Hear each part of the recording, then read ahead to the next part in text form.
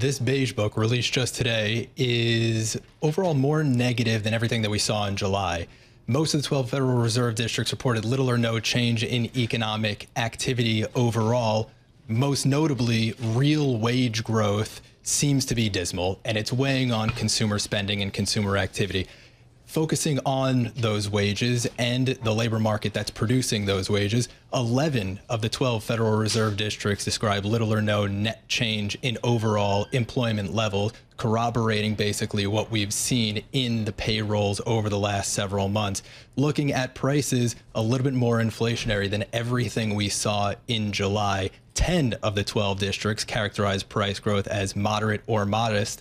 The other two districts, strong input price growth that's outpacing moderate or modest selling prices. And that's going to be the thing that we're going to be thinking about with the inflation landscape going forward. There are some tariff price pressures that are going into the pipeline, and the question is just how much can consumers allow those prices to rise before demand retrenches. And the Beige Book right now is showing that demand is retrenching because of weakening real wages. On that, Stuart, reading from the Beige Book, it says, quote, contacts frequently cited economic uncertainty and tariffs as negative factors. New York reported that, quote, consumers were being squeezed by rising costs of insurance, utilities, and other expenses.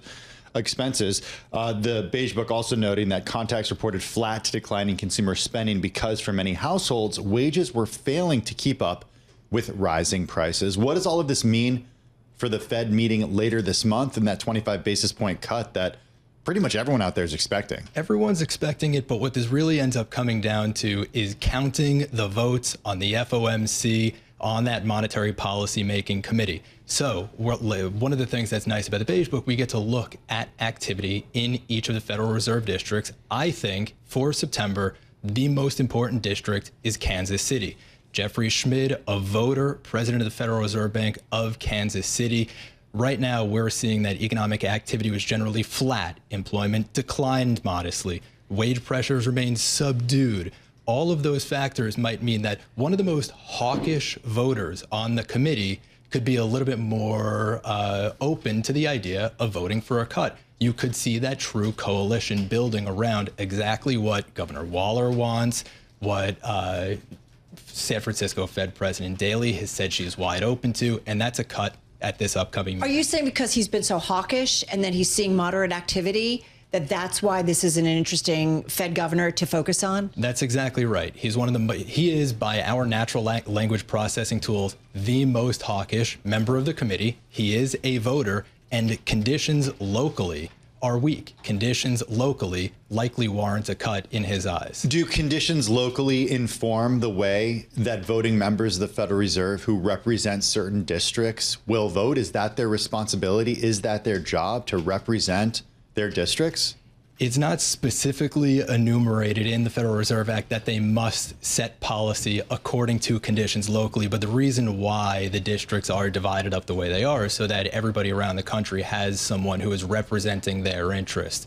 And similarly, there are requirements on the Board of Governors that the composition of the governors are supposed to represent conditions around the country. So these are important qualitative aspects of local conditions that feed into the decision-making process.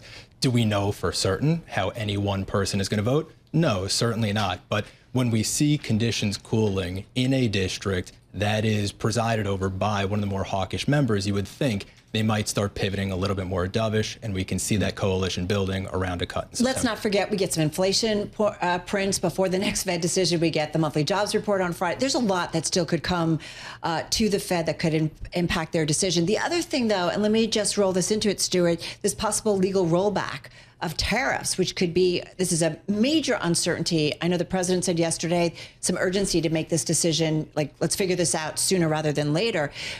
Is the Fed going to err on the side of holding off on any kind of move because there is still some uncertainty? Are there enough evidence or a growing number of evidence that the economy is slowing that it does make sense to cut rates of some sort? I think that there is enough evidence that's been accumulated when you look across the broad swath of indicators, whether it's real wage growth, whether it's the pace of hiring, whether it's some of the anecdotal data that we're getting just today, that a cut is warranted. The question is whether they want to do it in September or whether they want to do it a little bit further down the line.